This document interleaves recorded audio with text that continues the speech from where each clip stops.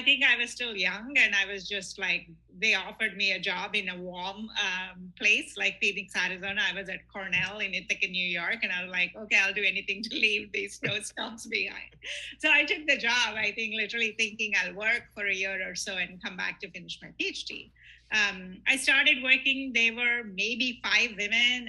I mean, firstly, by the way, in IIT, there were very few women. There were only like 5 women in IIT in a class of 250 students. And then when I started my career, there were like 5 women in this entire campus, I think, especially working in the fabs, in the processing part of it. I loved working. I kept writing to my advisor that I'll come back to finish my PhD, never went back. Kept taking more and more responsibility, eventually became the chief technology officer for Motorola Semiconductor business. And then from there became the chief technology officer for Motorola Corporation. Then moved to the West Coast, to Silicon Valley, and became the CTO for Cisco, ran Cisco's enterprise engineering for a while, ended my career at Cisco as the chief technology and strategy officer, and then left and went as a CEO for the US subsidiary of a China-based company called NEO. That was sort of like my switch from a CTO to a CEO role, and also from a big company to a founder of a smaller startup. We took NEO public in 3 years. It's now a very successful public electric car company, and I started Fable 2 years ago. So my career trajectory has almost been the opposite of what most people do. Most people start companies and scale them to be very large companies. I sort of started in big companies, and now I'm an entrepreneur. So it's sort of been the reverse trajectory, I would say. Which is brilliant. When we have these stereotypes that science, technology, engineering, and math is not for women, you are exactly the antithesis of that stereotype, which is brilliant to see and quite an inspiration for women in general, and particularly young girls, I think, as they are trying to pursue their own careers. It's so inspiring.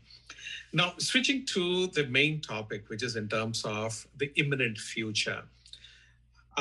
Every time marketing shifted from one paradigm to the next paradigm, it was largely driven by 2 technologies at a time. So, for example, from paradigm 2 to paradigm 3 was driven by the internet and by data analytics, which got scaled in a very commercially viable fashion for many players outside of the traditional users of data. Then in 2007, there were 2 other technologies which ushered marketing into the 4th paradigm with mobile devices, starting with Apple. And then you had the social media platforms where Facebook had scaled and it became ubiquitous between these 2. Those 2 have completely changed marketing, and we had to reinvent it. It was the 4th paradigm of marketing. But now, as we are at the verge of the 5th paradigm, it's not 2 technologies, but it is 24 technologies that are out there, whether it is AI or AR, VR, metaverse, but blockchains and NFTs. You've got autonomous driving vehicles, 3D printing, 5G telecommunications. It's a whole bunch of things. Now, these not only impact marketing, but it is across the entire spectrum of everything that touches our lives would do. Now, what do you think we should be expecting as these technologies are coming in the near future, into the medium future? How do you see where it is all headed to? Yeah, there's a different way to think about technology. So it's how I think about technology, right? If you think about technology as at a very simple level, three layers of the stack, if you will. There's the infrastructure layer. Then there is how the client side, and application side, how users interface with that technology that's changing at the infrastructure level. And then there is the experience level, right? Which is sort of how we experience that technology in an immersive way. You could argue like the internet and compute fundamentally changed the infrastructure layer. We went from server-based tech, from mainframes to PCs to server-based to cloud computing. That is all changing the scale at which the infrastructure can be brought up to speed, which then enabled the next layer to go much faster, which is the application level, which is social that you mentioned, how people interact with social, which then led to enormous amount of data being collected. When you have billions of people on a platform, that platform can now have access to a lot more data. That is, I would say, spawned a bunch of applications at the application level. And now we are seeing changes at user experience level, how immersively we could use this technology, which is a lot of video. If you think about platforms like TikTok from ByteDance, for example, it's really democratized how young people can produce fun videos, and it's like exploding, right? Like, sometimes you feel overwhelmed, but it just made it so simple for any one of us to be that video producer, if you will. That is all happening at the experience level. And I think for marketers and marketing, I think you also have to think about where the world is going. I would say the future is very, very different, like from 2019. It'll never be the same again. And not just because of the pandemic. Of course, the pandemic had a big impact. But look at all of the other changes that are happening. Currently, we're in a market that's heading into recession. It's getting compressed. There's supply chain issues, global logistics issues, all these things are getting exposed. And technology is, I think, one constant that can be an enabler and power. Like during the pandemic, we went to using technology to work remotely, access healthcare remotely, all these things changed. So marketers, I think, have to really, really be thinking now with the ability of data and the infrastructure level, but the experience level. How do you promote a product or explain a product where it touches, and this is what marketers are brilliant at, right? Like it touches our emotions, but now you have to use technology to touch our emotions. And so I think video is going to play a big role in it. AR and VR will play a big role in it in some fashion. It's sort of like, I think Meta and the metaverse is still early to figure out exactly where it'll find a killer use case, but it could be, gaming is sort of already happening. Is it connecting with others? Would we be doing this in a metaverse in the future sometime, or will I be able to see products and experience products without actually touching them in a very unique way? I think there are many things that will change at the experience level. I think that really excites me. And of course, AI and ML will continue to play a big part. We're just scratching the surface. But I think that increasingly there will be restrictions on what data is collected and how it can be used, right? It's sort of like sometimes technology moves so fast, it takes us a while to understand all the negative implications of it. And I think as we start using it, we discover that, and then we put guardrails. I think the challenge for all of us will be, how do we responsibly use data? And I think there will be this challenge for us to deal with. Yeah, there's privacy rules, compliance rules.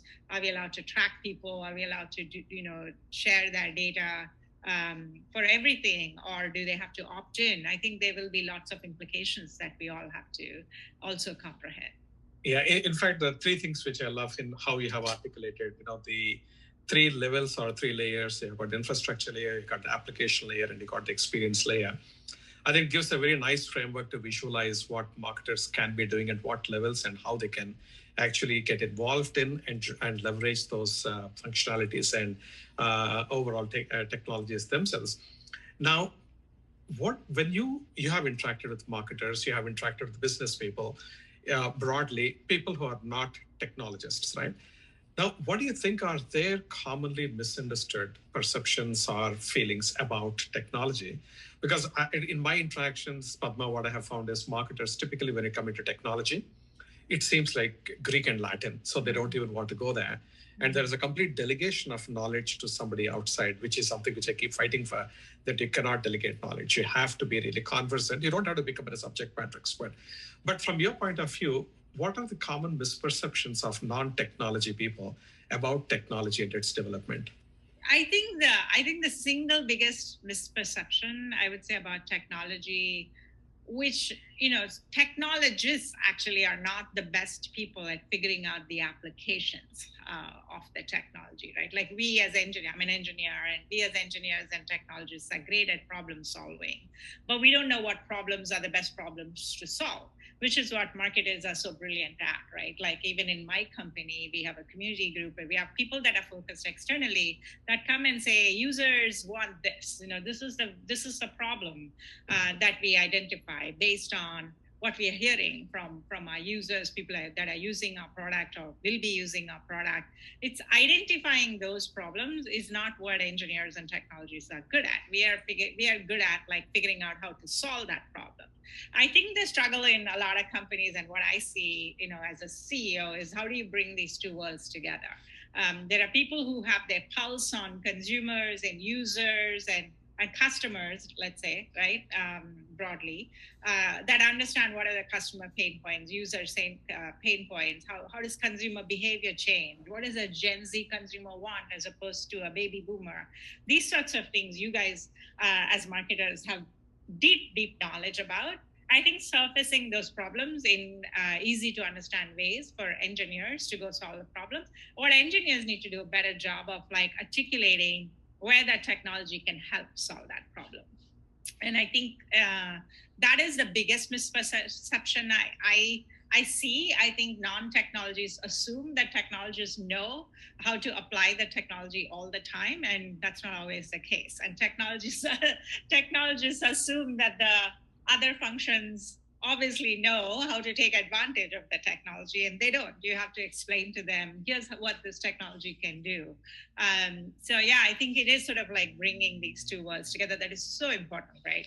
Especially these days, because people are choosing what brands they want to work with, depending on the purpose and the larger mission of that company and the purpose-driven values of the company. And so I think you guys can do such a great job of like articulating that into, this is what our consumers want, this is what our users want, this is what our customers want, these are the pain points that they have, and then the technologists can provide the solution.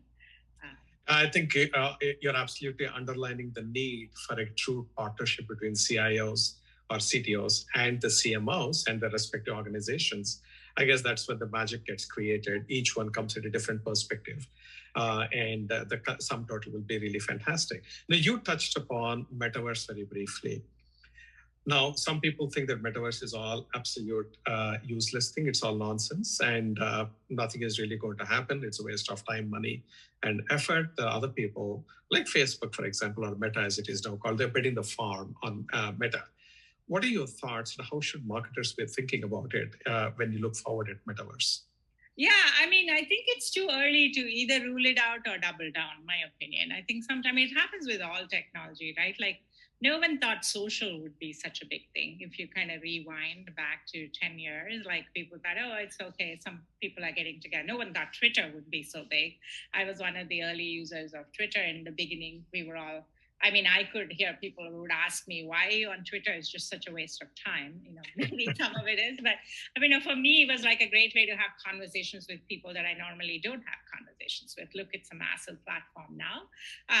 So I think it's too early to dismiss it, but it's also too early to say, wow, this is going to be massive. There's quite a lot of development still that needs to happen, right? Where it doesn't have glitches and the devices are very bulky. And so there's a lot of work that has to get done on the hardware side, on the software side, and on the application side. People have to create applications for this. It reminds me of how the mobile phone was, right? Like initially, when I was at Motorola, it was a voice device. You know, I think when I was a young person, it was like these brick phones. You see, it's a big device, and it was like power management was massive, and no one would. It was meant to be like taking that landline that we were all used to and putting it in a business person's hand. That's what the mobile phone was supposed to do. And then came the smartphone. Then we got mobile internet. Then now we have applications. Now we cannot live without this thing. Exactly. You know, it's like, because I feel like so left out if I don't have that. And, you know, I don't know, billions of people around the world use this. It's fascinating. I learn everything, new skills through applications that I consume on the mobile. So I think it'll take time for Meta to get there. I think a lot of work still has to happen. So maybe the people that don't believe in it are right in some sense that it's not here and it's not so big just yet. But someday it'll get there. You know, I think it will change certain things. What those are, I think will be up to all of us to innovate. So. Yeah, one of the things I found it very fascinating is how inexpensive it is for a marketer to get into and try the waters, so to speak, of metaverse. It's not expensive. You can get deep learnings, and the scalability is pretty significant. Like when we had done some experiences at MasterCard, we curated a whole Grammy Awards red carpet in the metaverse. And it did take us a whole bunch of time, a whole bunch of investment. And we probably got a multifold of the customer engagement than what we would get in the physical world. So that's when I sat up and said, there seems to be something here, but that something is still not baked. You don't know where it is going. And I loved your point when you said it's too early to write it off, nor is it the time for us to double down. Right. So I think it's a balance, and you have to sort of not miss the boat. Keep experimenting and trying different use cases to see, right? Just like exactly. I remember when I was at Motorola, we initially, even like the mobile camera, people thought like, why would anyone want to take pictures with their cell phone? So yeah, I remember those days. And so yeah, it's like become the killer use case on the mobile phone now, right? And so who knows? I think that's why we have to keep experimenting. So it's great, exactly. Like what you're doing. I think I'm glad you're innovating at MasterCard. Yeah, and when you look at these technologies, and I actually counted, there are 24 new technologies which are coming up very, very rapidly. Now, the question to you is, how would non-technical people get their head around and keep pace with these massive developments? Because I think marketing lost a lot of its gravitas and its control over the marketing ecosystem. When the third paradigm came with the launch of internet, people said, it's too technical for me, I will not go there. And the entire agenda was being set by technologists from Silicon Valley. And till now, marketers are trying to catch up. Now, I would not want that kind of a thing to happen to the marketing community yet again, when we're at this verge of this technological tsunami, literally. So what would be your advice? How do non-technical people keep their heads or get their heads around what's happening and stay ahead of the curve? Yeah, look, I know you believe this, and I believe this. You have to be a lifelong learner, right? Like nobody knows everything, especially if you're in the tech industry or you are a user of technology. You have to continuously learn. All of us have to learn. I live in the heart of Silicon Valley. I live in and work in Palo Alto. I'm a startup entrepreneur. I'm building a tech company. I've been in the tech industry, but I'm learning all the time. And so I think continuously learning. I think prioritizing too, picking out of those 24 technologies. I'd love to see that list, by the way. Picking out of those, which ones you think are most relevant for your company and the job you are in, and choosing, because no one can become an expert in 24 technologies overnight. And so I think picking one or two that you feel are going to be most relevant.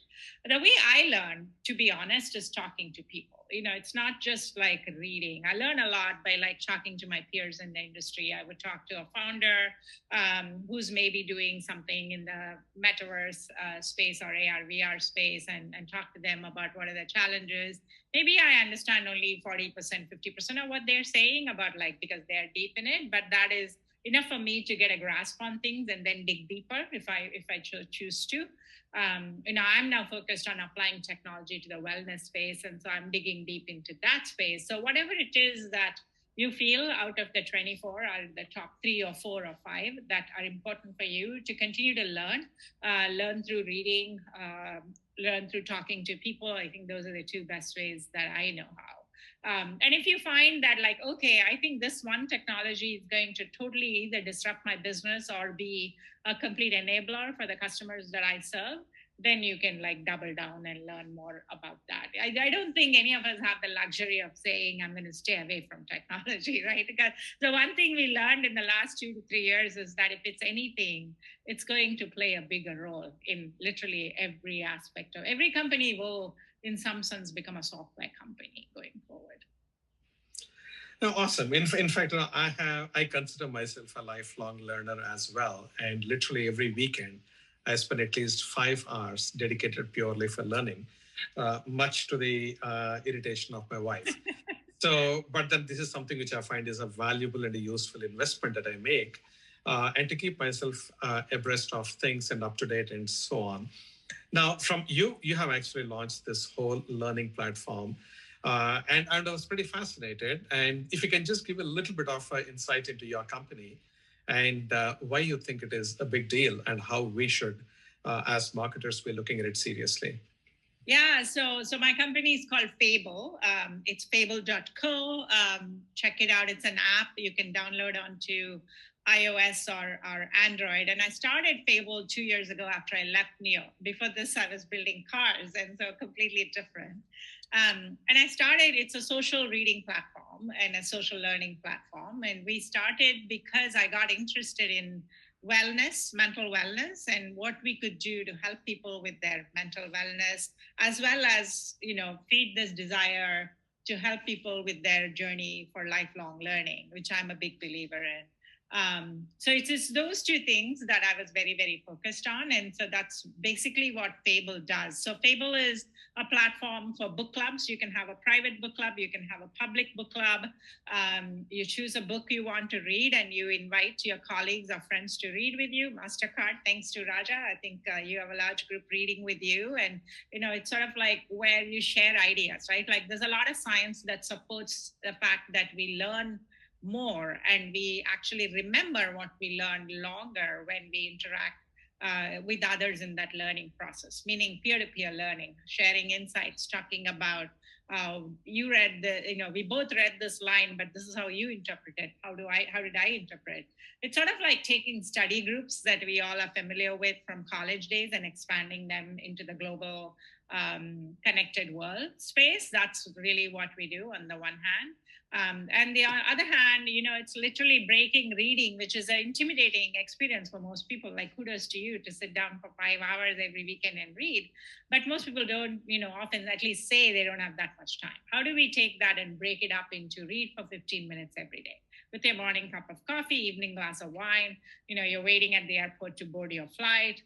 Pick up your phone and read on Fable for that 10-15 minutes. And if you read 15 minutes every single day, you'll finish a book in a month. And that's enough. From a mental wellness perspective, there's a paper out of Yale that talks about if you read for 30 minutes every day, the probability of your lifespan expanding by 2 years goes way up. In other words, you live 2 years longer, all other things being equal.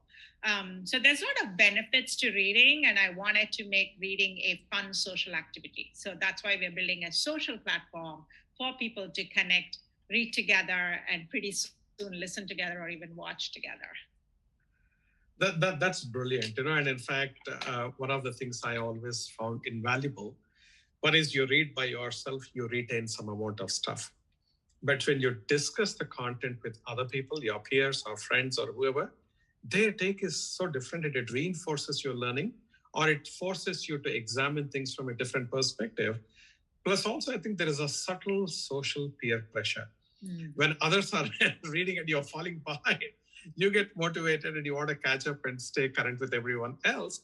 And that's something which I found time and again to be exceedingly helpful. If you're getting a little slackened, you catch up with the group and then it's motivating, right? So I found it phenomenal. And the other point also I wanted to compliment what you have said and what you have built.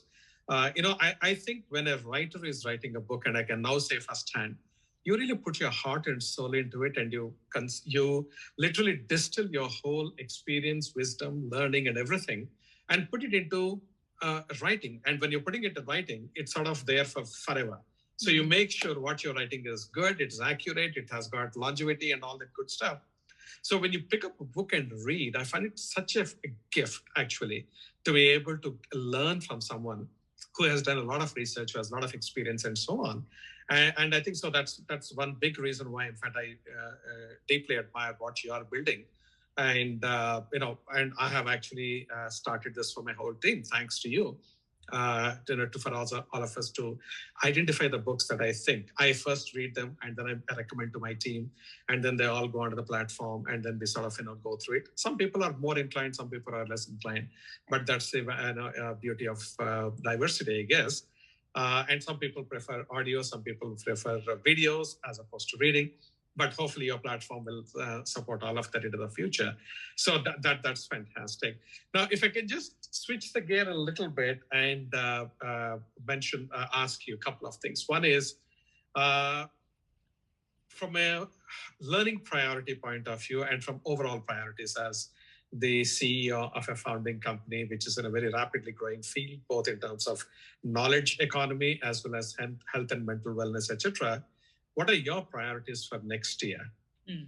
Right now, I would say this year and next year, our big priority is really understanding our users. Now we are growing very fast, figuring out, to that point we were talking about earlier, what do the users of Fable want and how do we serve them better?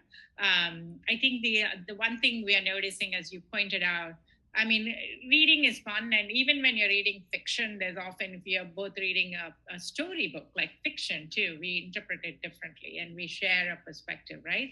I think what we are finding, as most of us know, the boundaries between society and work are blurring completely. It used to be when I started my career, I don't know, 20, 30 years ago, you literally were told, don't bring your personal life into work. Now we're working, one of my friends said, we're working from home. That means we're sleeping at work, right? It's sort of like, but these boundaries are blurring. Whatever's happening in society, war, shootings at schools, all these things, gun violence, all these things affect our work. Of course, they'll affect our work because we are all human. They affect us, and therefore it affects our work. And so, one of my big priorities is how do I apply Fable to help people cope with that, right? Like if you are reading a book that is talking about coping with violence, or dealing with the uncertainties of war, how do you cope with heading into a recession, it's a bit easier to discuss those things than talking about the news or what just happened in the work context. So really, I guess, at a broad sense, my big priority is helping not only my employees, but all Fable users and future users be able to be productive while blurring these boundaries between society and work. Because I don't think we can ever define things as, I often joke I have one life. In that life, I have my family and my work and my community. So I don't really believe in balance. I believe in integration. Because to me, the word balance means there is always tension between family and work. And that's, as a working mom and as a parent who raised a kid and had a successful career, I always found that I could never separate the two. I just had to figure out how do I integrate them in a way that I got enough time to spend on things that were important to me. And I think Fable plays a big role in that. So yeah, that is my number one priority, is really helping people cope with this increasingly blurring boundaries.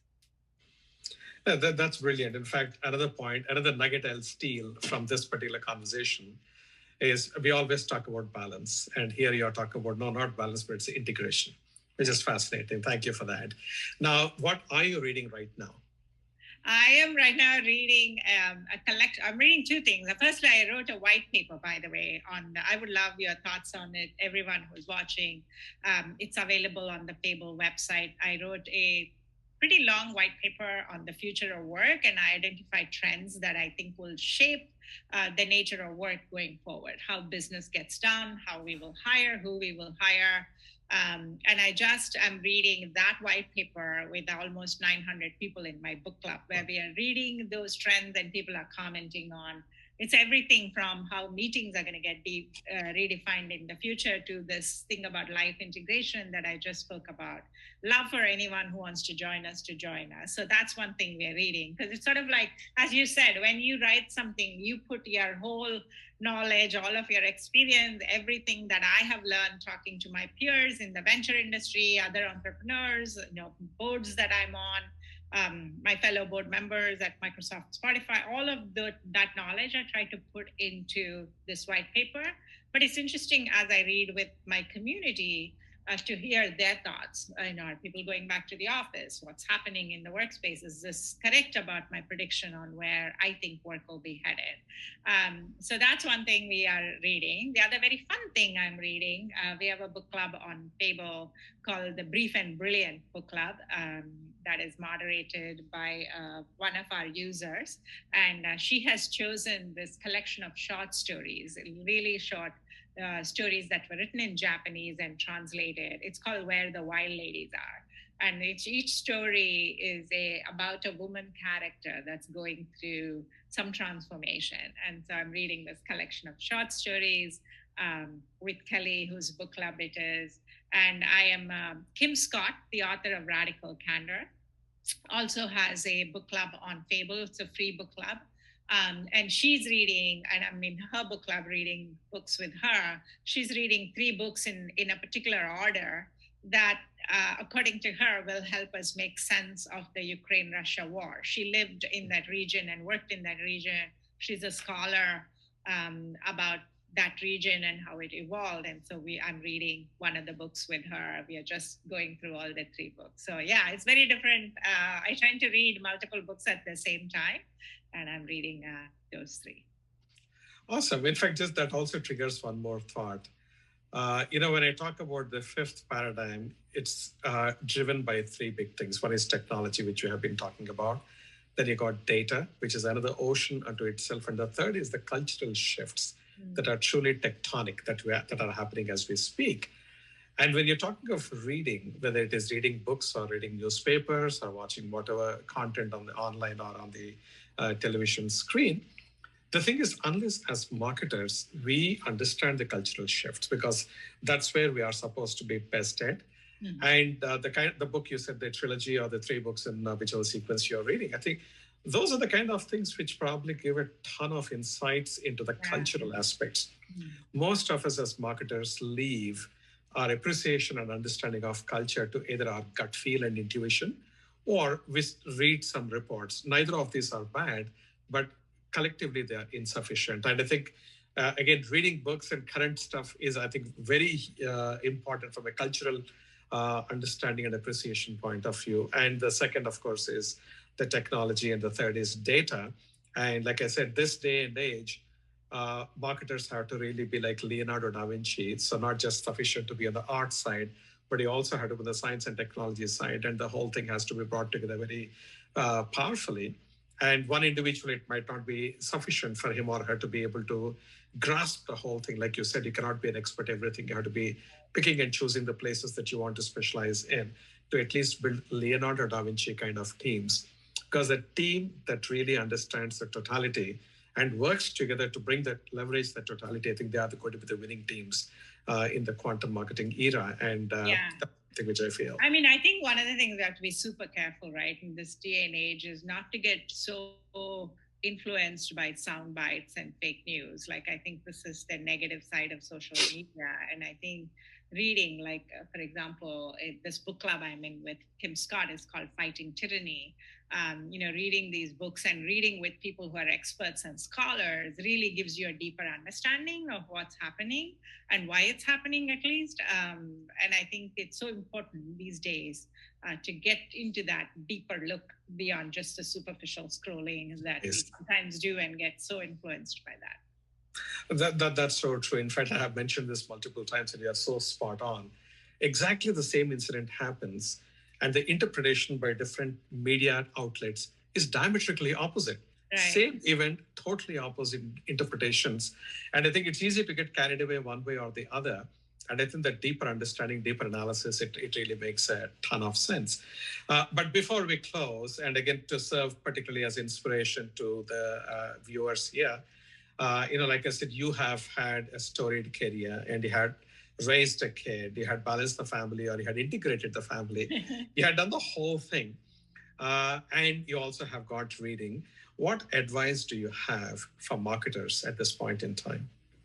I think for me, the biggest thing that as marketers people can do is get closer to your users and what their care abouts are. I think the advantage we all have is there is data now, right? Like turning that data into insights and figuring out, because consumer wants are changing. I think what we as users want these days are changing. There is a big difference between what Gen Z values versus what the previous generations value. Really understanding who is your demographic and focusing on their wants and needs. Because remember I talked about how the experience layer is what's going to change quite dramatically. I think that would be something that I would really, and because I think as technologists need that though. I think technologists need that guidance from marketers on, okay, what do consumers care about? Why is the market down right now? Like every just open and every day you're afraid to look at the stock market these days, right? It's sort of like, what's happening? What do consumers really care about? Given that all the changes in the macro environment that are going on, and turning data into insights are the two things that I would say are critically important. Awesome. Thank you so much, Padma. I really, really appreciate you joining. And to the viewers, folks, please let me know what you think of this whole session, what you found valuable, where do you want me to focus in future, what kind of guests in terms of the fields or their specialization or their expertise. Let me know who you think we should be inviting, and I'll be happy to do that. And your feedback is actually what is going to take this whole LinkedIn Live program, if you were, from this level to the next level. The whole idea is to make it of value to you. This is about you. And I'm just a facilitator and an enabler. And I want to make sure that this is truly adding value to you and giving you new perspectives and new understanding. So thank you very much for your patience. Look forward to your feedback.